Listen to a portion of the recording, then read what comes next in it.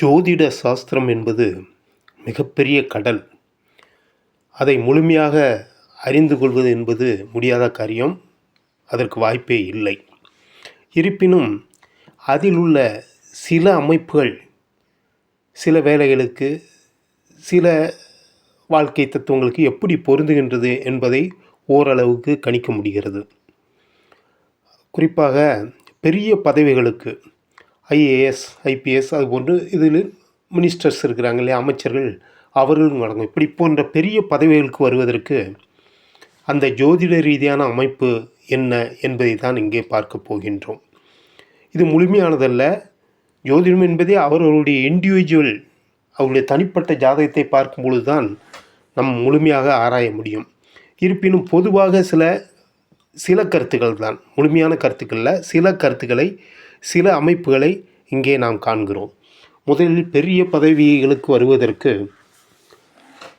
முதல் அமைப்பாக நாம் என்ன எடுத்துக்கொள்ள வேண்டுமென்றால், அந்த ஜாதகர், அதாவது அவர் பிறந்த ராசிக்கு 6வது இடத்திலோ 7வது இடத்திலோ 8வது இடத்திலோ சூரியன் இருக்க வேண்டும். 6, 7, 8 சந்திரனிலிருந்து 6, 7, 8 போன்ற இடங்களில் சூரியன் இருக்க வேண்டும். இது மிகவும் முக்கியமானது. அதிலும் குறிப்பாக சூரியன் இருக்கும் இடம், இல்லாவிட்டால் சந்திரன் இருக்கும் இடம். ரிஷபம், இது சந்திரன் இருக்க வேண்டிய இடம். ரிஷபம், கடகம், இந்த இரண்டிலும் அடுத்த கண்டிஷன். இது இரண்டிலும் சந்திரன் இருந்தால் நல்லது. அடுத்து சூரியன் மேஷம் அல்லது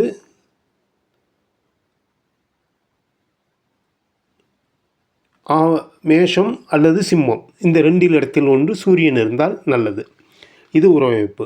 அடுத்தது அவர்கள் பிறந்திருக்கும் தமிழ் மாதம், அவர்கள் எந்த மாதத்தில், தமிழ் மாதத்தில் பிறந்திருக்க வேண்டும் என்றால் சித்திரை, ஆவணி போன்ற மாதங்களில் பிறந்திருப்பது ரொம்ப முக்கியமானது. அதே போல் ராசிகளில் நம்ம ஏற்கனவே சொல்லிட்டோம் இல்லையா, ராசியை சொல்லியாச்சு. ஸோ இப்படிப்பட்ட இதுகள் பொதுவாக ஒரு அடிப்படையான அம்சமாகும்.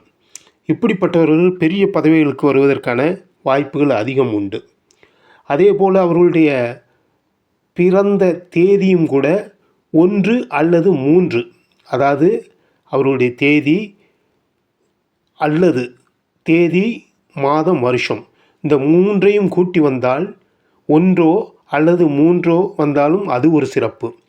இப்படிப்பட்ட அடிப்படையான சில காரணங்கள் நன்றாக இருந்தால் அவர்கள் ஐஏஎஸ் போன்ற, ஐஏஎஸ், ஐபிஎஸ், ஐஆர்எஸ் இப்படி போன்றது, இல்லை பெரிய அமைச்சர்களாக, அதாவது ஒரு ஆளுமை மிக்க பதவிகளுக்கு வருவதற்கான வாய்ப்புகள் மிகவும் அதிகம் உண்டு.